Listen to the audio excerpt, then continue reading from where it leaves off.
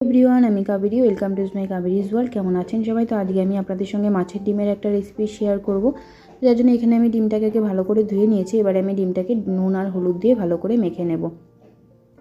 তো এখানে দেখুন আমি নুন হলুদ দিয়ে ভালো করে ডিমটাকে মেখে নিয়েছি। এবার এতে দিয়ে দেবো একটু ময়দা দিয়ে ভালো করে ডিমটাকে মেখে নেব। অল্প একটুই দেবো, কারণ যাতে বড়াটা ভাজার সময় ডিমটা না ফোটে। তো এখানে আমার ডিমটা মাখা হয়ে গেছে। এবারে আমি এই যে ডিমগুলোকে এক এক করে ভেজে নেব, বড়াগুলোকে। তো এখানে দেখুন আমি বড়াগুলোকে ভেজে নিয়েছি। এবারে এটাকে নামিয়ে নেব। এবারে আমি মশলাটা রেডি করে নেব। তো মশলার জন্য আমি এখানে নিয়ে নিয়েছি কাঁচা লঙ্কা। এবারে দিয়ে দেবো একটু জিরে গুঁড়ো আর ধনে গুঁড়ো। আপনারা চাইলে গুঁড়ো লঙ্কা ইউজ করতে পারেন, যেহেতু আমাদের বাড়িতে গুঁড়ো লঙ্কাটা খাওয়া হয় না, তাই আমি কাঁচা লঙ্কাই নিয়েছি। আর এখানে দেখুন আমার সবগুলো বড়াই কিন্তু ভাজা হয়ে গেছে। এবারে আমি এখানে আলুগুলো ভেজে নেব। তো এখানে এই যে আলুগুলোকে ভেজে নিচ্ছি, আলুগুলোও বেশ ভালো করে ভেজে নিয়েছি। এবারে এটাকে নামিয়ে নেব। এবারে ওই তেলেই একটু কালো জিরে আর তেজপাতা ফোড়ন দিয়ে দিচ্ছি। দিয়ে এখানে আমি একটা কুচনো পেঁয়াজ দিয়ে দেবো। আমি কিন্তু এখানে একটা পেঁয়াজই ইউজ করেছি।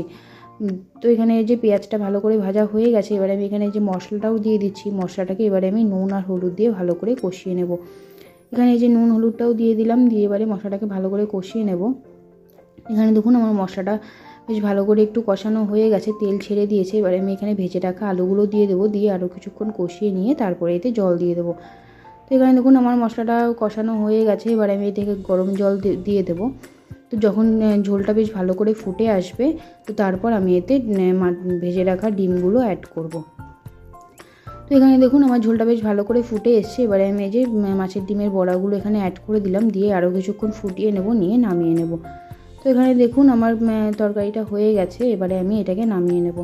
তো এই ছিল আজকের একটা রেসিপি। আপনাদের কেমন লাগলো অবশ্যই কিন্তু জানাবেন। আর ভালো লাগলে অবশ্যই লাইক, কমেন্ট, শেয়ার আর সাবস্ক্রাইব করে দেবেন। তো চলুন আজকের মতো টাটা।